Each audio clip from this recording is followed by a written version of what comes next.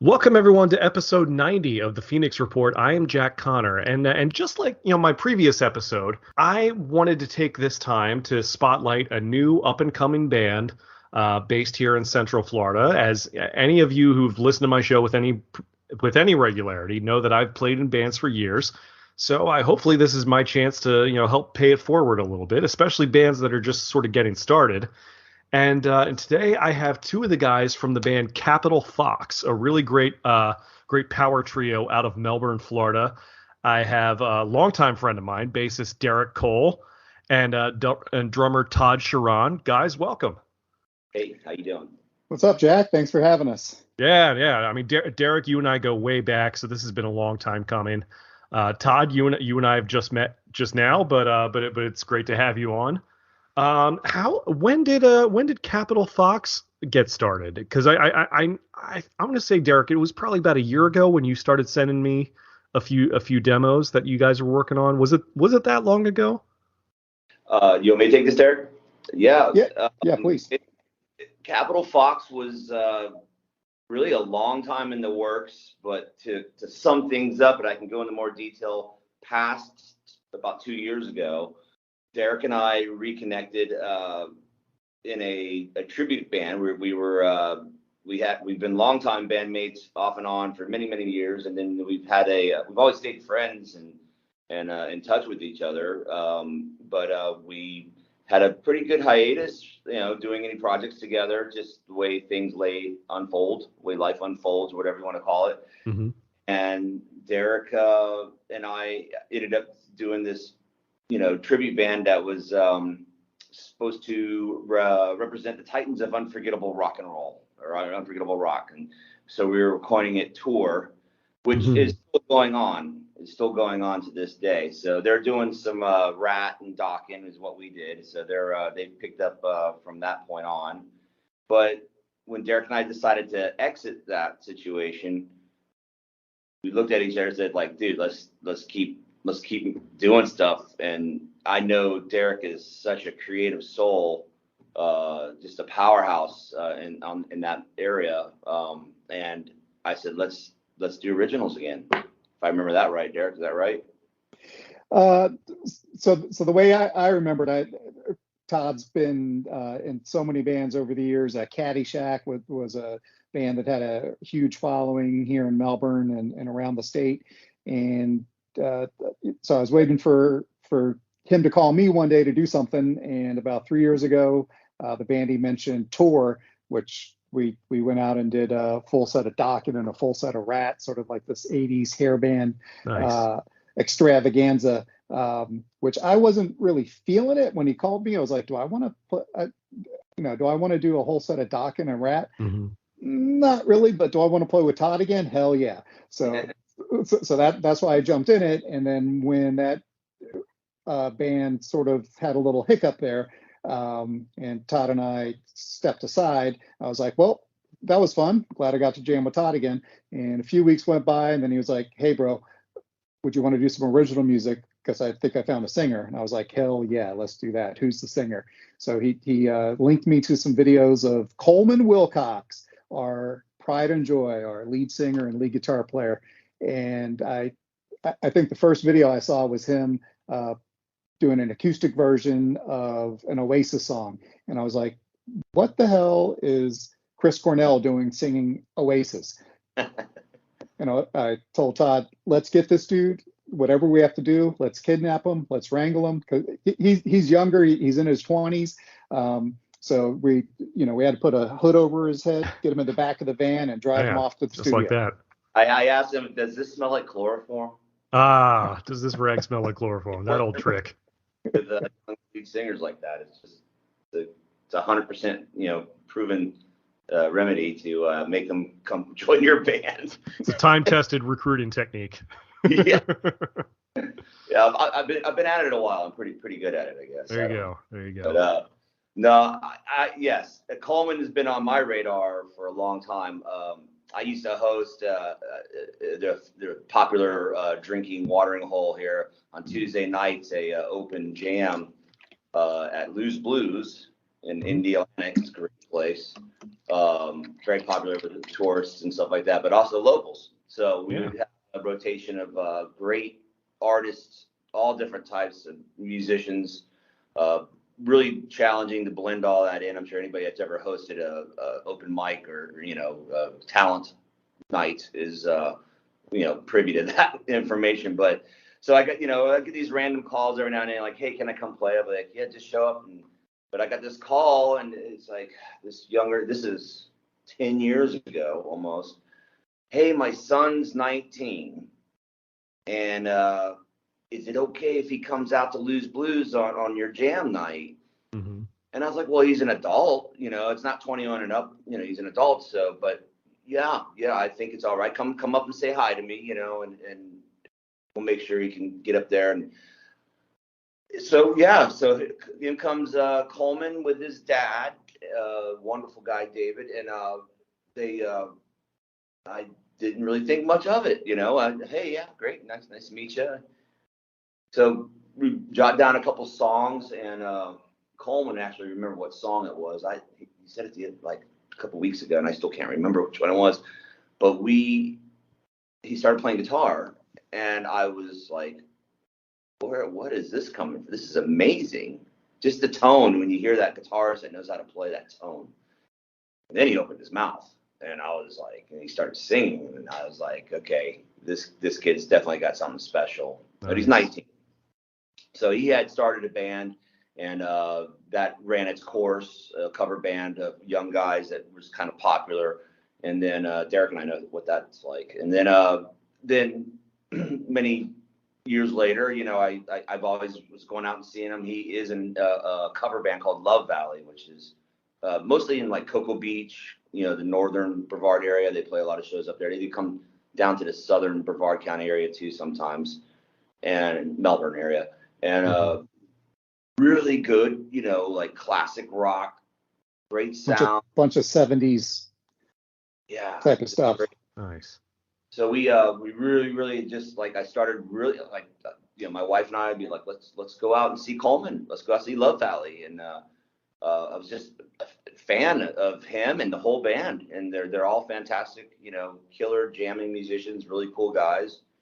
And cross it up with the time that Derek and I were talking, and we're figuring out what we're going to do and who we're going to find. I mean, I thought it was time to reach out to Coleman. I didn't give him a chance to say no. I just put chloroform in his face, and he showed up with the bag on his head, and they're like, hey man, welcome to the family. We got the work, we got working. Nice. The funny thing about making that transition from being in a cover or tribute band to going back to playing originals, depending on who you talk to, that can be tough to convince guys to do that, especially because, being in an original band, it's not guaranteed money. It's, there's definitely a lot of work to it. It's very personal, and, and a lot of guys don't really care for that side of the business. Was it difficult to convince Coleman to give this a shot? Or, I mean, did he have original ideas ready to go? Like how did that conversation go? Yeah, I encouraged him years to Love Valley, whether it had any effect on him or not. I was always like, write originals, even if you're not playing them all out all the time. Write, be creative. I was always fortunate enough to be around, really strong songwriters. As a drummer, that's really important. My whole life of playing music, and the last thing he needed to do is get too caught up in just cover. But he also, how he blends his styles from all the knowledge of cover music he has. He just put out a live video of him doing an obscure Jeff Beck song, on the acoustic of all things, and singing and playing it. It's just Coleman's definitely got an old soul for such a young art, and there's so much curing in his voice and playing already that it's just it matches us two guys, Absolutely. And I think doing all that cover work is great for just honing your chops and your musicianship. Just being able to play all those songs, it definitely makes you more well-rounded as a musician, I think. Malcolm Gladwell's famous for the 10,000 hours thing. Any professional that's worth their salt put in 10,000 hours into their craft at least. And I'm used to being the primary songwriter in the bands that Todd and I have done, where I'll write all the guitar parts and have to show it to the guitar players. And I didn't have to show Coleman anything because he has such a great ear and such a great background of learning cover songs. I would email him the tracks and he would show up at the next practice and already know the parts. That's awesome. He's used to learning so quickly. So that's a great education, for anyone listening that's thinking, how can I get into this? Starting off in a cover band's a great way to hone your chops. Absolutely. I couldn't agree more. So this was, I want to say this was about a year ago or a year or two ago when you guys officially started to have a go of it, would you say? Where you guys all got together and said, let's do originals. I had I had a house, garage, you set your stuff up and have a little, as a drummer, most all drummers have a place like that in their houses, if they're on a house or whatever. I was for many years but I sold my house and bought a condo instead.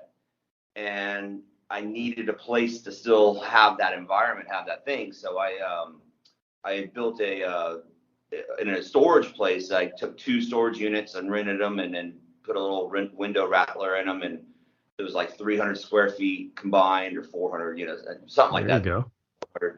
And started, trying to get the tour thing going. I mean, that was one of the first projects really. But prior to that, I did this thing called Isolation Station Studio, which was a cover band acoustic battle of the bands via the internet. And that's another story, another day. I could tell you all that. But that led me to have this place kind of developed and ready for us to come in and really practice at a really cool setup. Isolation Station, that was all brought about because of COVID, right? Yeah. It was actually like my main goal was to help acoustic singers and songwriters to survive while all these bars were shutting down. I think a lot of places ended up jumping. I was one of the early ones in this area to jump on that kind of, I don't say bandwagon, but I think it helped keep some relevance to the music being live in this area because there was so much of it going on. It just like somebody just pulled the rug out from under. Yeah. Stopped, and guys that were, like Coleman, who works, he plays music for a living. He's out there doing acoustic shows and singing all over Brevard County, and then he's got his cover band, and that's his living. He's playing right now as we speak, which is the reason he's not on this podcast, because he's out there working money with it, making money with that. But so finish it. So it led that room to be. So really, when we started that project, it was based off. I had Coleman as one of the artists in there. Okay. And it really re-sparked, and he saw what we had, so he was familiar with the room. And so when we brought him in, him and Derek just clicked immediately. It was really cool to watch, and they still do, how they just musically from totally different aspects, but very compatible. And this was during COVID when this was going on? Just on the cusp ends of it all, right? Derek? Okay. Yeah. We're all kind of still worried about it. Yeah, I think it was right after COVID, because I know during that one gig we played in the band tour, I actually got COVID because there were so many people in that bar when we played that one show.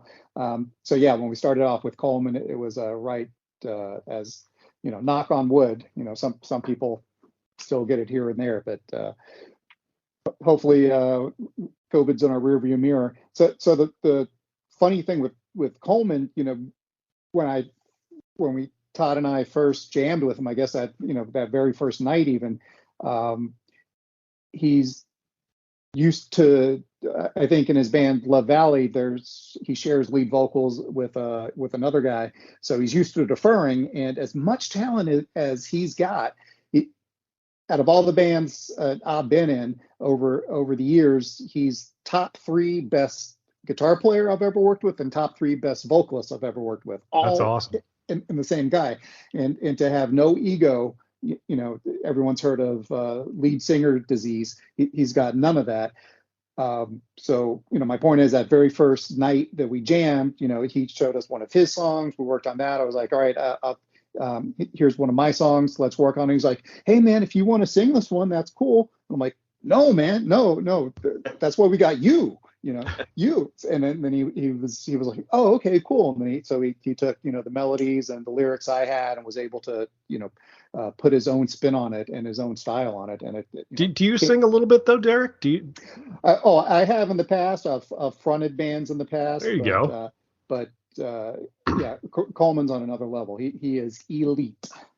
Gotcha. Absolutely. But hey, the more voices in the band, the better. I've always said. So that's awesome. You could at least throw some backups in there and some harmonies and stuff. We both get forced into that duty, harmonizing and backups. And that's great. That's great. No, that's a really good thing. So, all right. So you guys have been jamming for a little while, and you've been doing a lot of recording. I guess. When it comes to influences, obviously, I hear a lot of Chris Cornell in his voice already, based on what we had before. I guess, do you guys, is it more of like a garage rock or like a punk sound, or like, how would you guys describe Capitol Fox's sound to someone who had never heard your stuff before? The feedback I get from the people who've heard it, the first band they compare us to is Velvet Revolver. Nice. So sort of that Guns N' Rosy, but mixed with grungy, and then that's just what people have told me. What I've tried to describe it when I've sat down to try to write a bio or any sort of release is, I try to say 70s hard rock, Chris Cornell.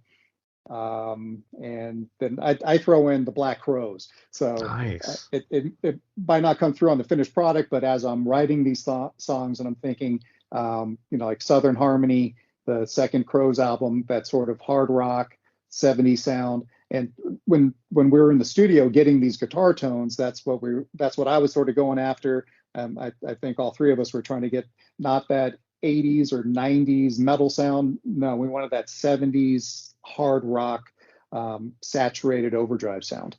Nice. Plexi Marshall, Plexi head.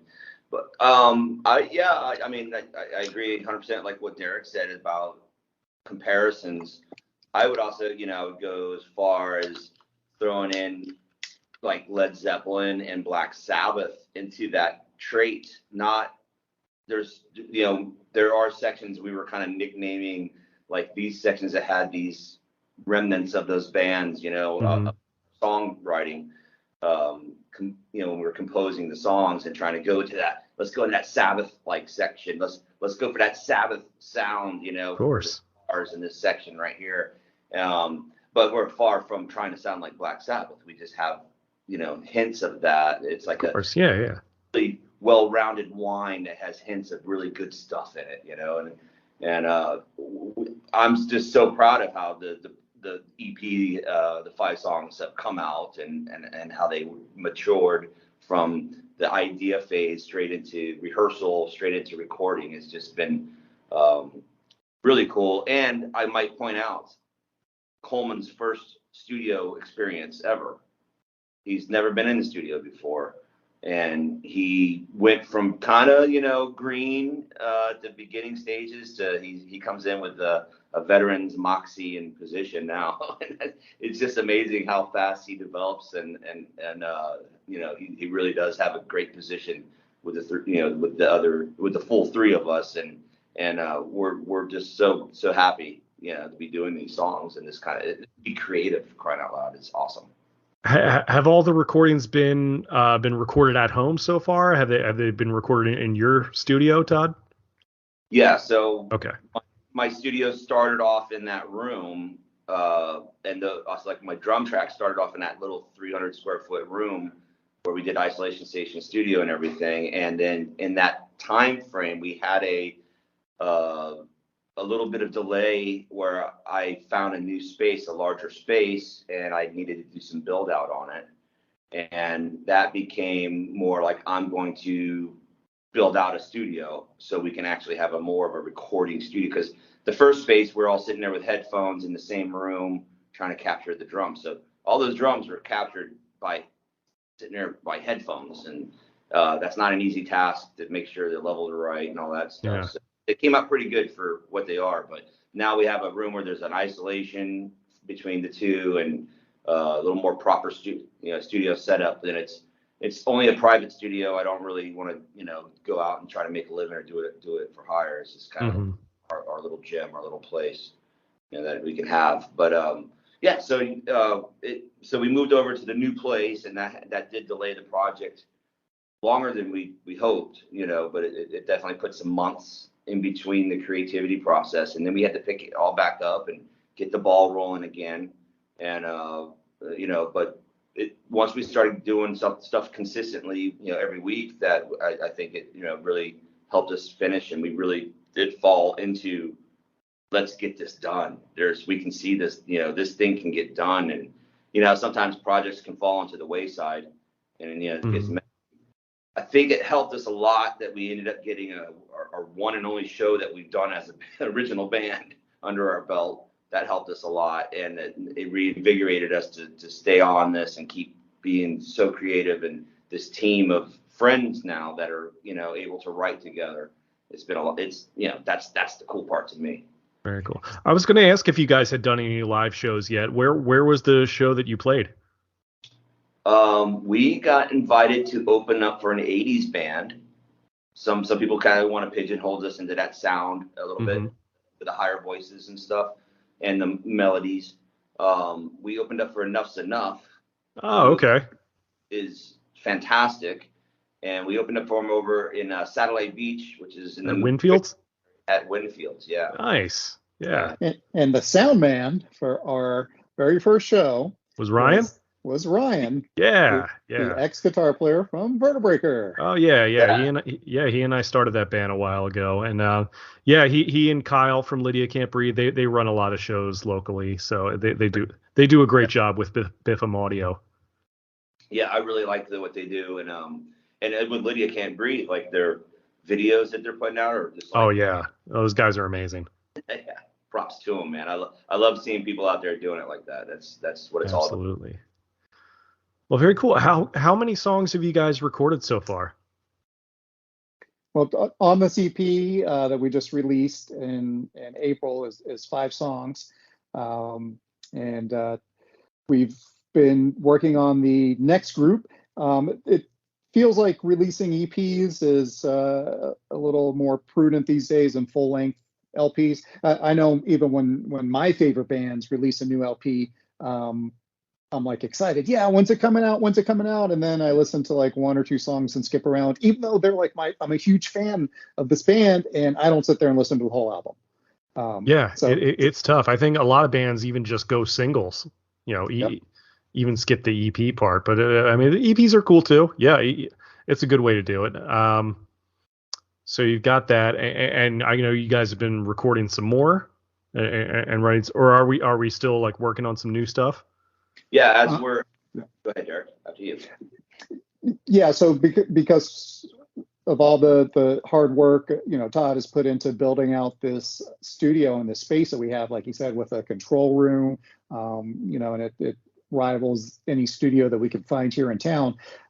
We're now able to write in the studio. So a lot of bands, they spend 10 years writing that first album, then they go in the studio and they only have a couple of weeks to bang out that album, and then they're on tour, and then they get back in the studio for that second album, and then they're writing it in the studio.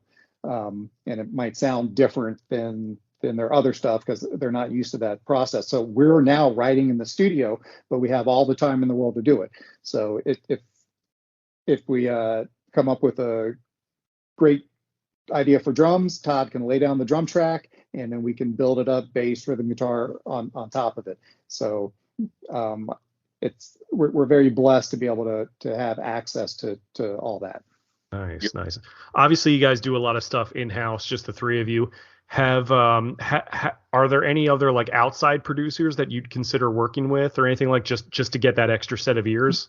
Well, not production-wise, but I do want to give credit to Anthony Rose, who did a Talkbox guitar track on one of the songs on the EP, and for a minute there, he was actually the fourth member of the band. He was in our promo shots, and then he had some other commitments come up, so he had to step back out. But he is recorded on the album on one of the tracks, and now our promo shots. We've had to go from wide angle where you can see all four of us to crop them in, so you've only got three of us. So Anthony, if you're listening, when your schedule clears up, give us a call. We'd love to get you back in. There you go. And I've had a couple guys that have been around during the mixing phase more than the recording phase. When you needed a new set of fresh ears that can come over and give you different perspective or anything. And it really, I was hitting that wall with my ears, just like I just didn't, when you're so attached to something, it's usually not the best idea to be the guy mixing it. And it's nice to have that objectivity, have someone from the outside look at it. So I'd absolutely like to thank, both are ex-bandmates of mine. Will Nevins, he came in a couple times and gave me some advice and gave me some pointers with a couple things. And then a guy named Derek Sumi. So Will Nevins was in a band called Super Swamper with me back in the mid-2000s. I've heard of that band. Yeah, it's still out there on Spotify, Super Swamper. It's pretty good. And then Derek Sumi, we were in a band called The New Dynamic together. That was a really good grouping of guys too. Some synth, had kind of a synth, electronic, cool, punky, hard rock, all jumbled up in one. It was pretty amazing. So very talented guys. We're all blessed to have great friends like those two. And they really got me over that hump that I needed help with some of the mixing aspects, and hopefully it's I got the blessings from Derek and Coleman. I can't tell you how many times I was like, guys, do you hear anything? Listen to it all, and they come back with their positions too. So that's the magic of kind of mixing by committee in a sense. You want everybody to have their input, and they want to hear their parts and tones sounding right, and it's an important thing. So, but those guys in particular, and Anthony Rose, were pretty vital in getting sounds. But down the road, Todd, who would be your dream producer to work with? Because this is all self-produced. We've done it ourselves. Is there somebody out there that you like the tone of their records? Yeah, man. I think Butch Vig. Butch Vig would be a killer guy to work with. Just his am I getting dark here? His background and his abilities, always impressive. And I really would love to go record it's in Weed, California. This woman, Sylvia Massey. She did. I learned of her through the guys in Dishwalla. I know some of those people. And okay. They recorded an album with Sylvia Massey, who also did System of a Down. Nice. And I got all their one-off track, for like the samples for their drums and stuff. I got a CD from that whole album, System of a Down album. I got all their one hits on the drums that they did over the years, and it's really cool. But I follow her on Facebook specifically because she's a vintage gear freak, and she's really fun. She's always getting in and finding cool things, and her studio looks amazing. I'd love to go visit her studio someday. That'd be cool. But nice. To have her produce us would be a lot of fun too. Well, this is awesome, man. You guys are doing a lot of things. You've got your own studio, which is really cool. That's such a nice, that's such a nice thing to have. Not a lot of people do have that capability, even today. But it sounds like you got a good room to record in. Sounds like you guys got quite a bit of material stacked up so far.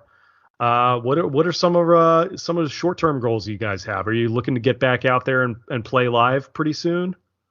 I'd like to. I think Derek would like to too. I mean, with our tribute bands and cover bands, and Derek's the only guy, that's not doing any of that sort of thing. It kind of takes Coleman and I into many different directions. But with Capital Fox, the kind of nice thing about it is, like Derek says, we can be creative, we can get our creative juices going, and when it's right, it goes down the print and we will put it out. And so we're kind of like, it's at our leisure, but we don't want to be lazy about it. But as far as shows, I'm working on a couple. Hopefully they can land. I'd like to get Derek back on stage because he rocks on the stage, and so does Coleman. So nice. We'll get all that happening, and and if any of the other guys hear of anything, they'll try to book it too. Yeah, maybe you could get some more content, like a music video or something like that out there. Yeah, we actually have some of that in the works too. We can wrap a couple things up with that. We do have a lyric video out on YouTube right now for Truth Behind the Lies. Yeah, the Truth Behind the Lies. It's a pretty cool. There's an animation going on behind it of like a World War II dogfight, but it's all animated, and then we didn't want to overstep our copyright ability, so we kind of had to adjust it a little bit because we don't have the budget to buy the whole animation and pay for it. But and I did reach out to the company, and they didn't respond very much at all. So it's like, see what it takes. But sounds like they're complicit. Yeah, they're okay with it, I guess. But, nice. It's a really cool video. It's fun to watch. If you put it up on a big screen or a larger screen, you can watch what's happening in the background, and then of course it has the lyrics popping up and stuff like that. That's pretty nifty. We have a couple of those couple more ideas like that in the works, like lyric videos with a short film going on in the background, stuff like that. So just a matter of finding the time and finishing up some video recordings, and then finishing up some editing, and they'll be out there. Sounds good. Where did the name Capital Fox come from? I was getting up one morning and tooling around the house with the wife, and we were listening to the news, and a story came on where a wild red fox was running around the Capitol area in Washington, D.C.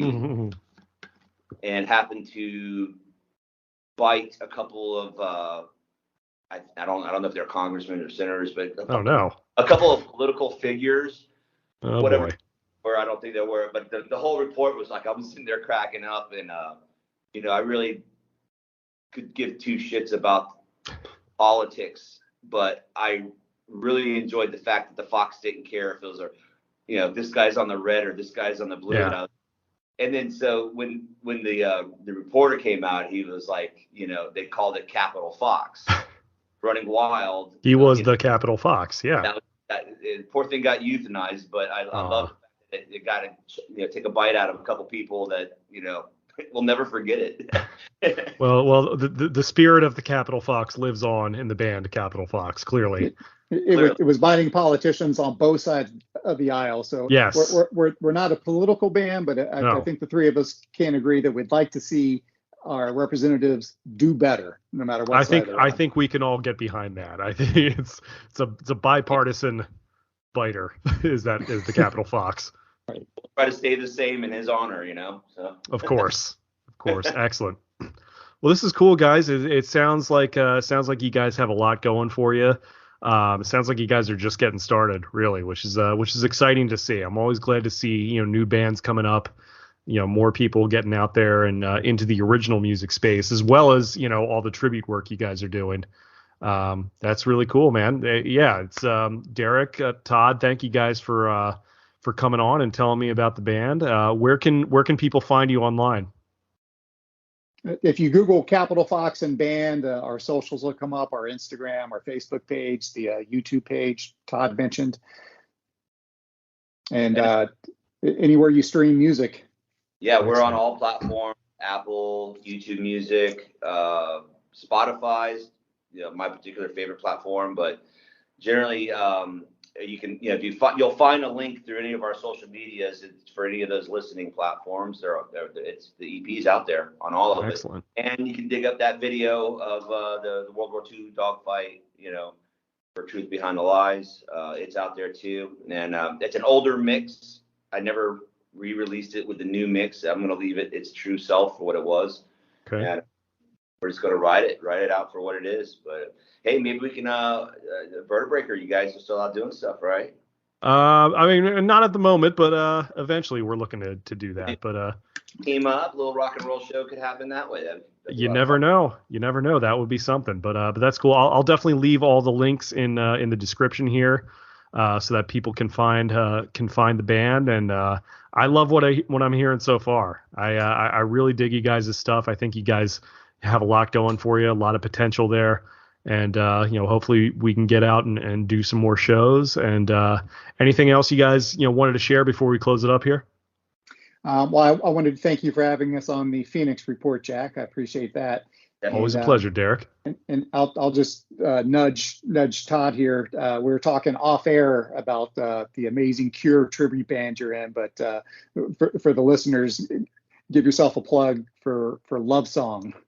Well, thanks. Nice. Yeah, my wonderful bandmates in Love Song.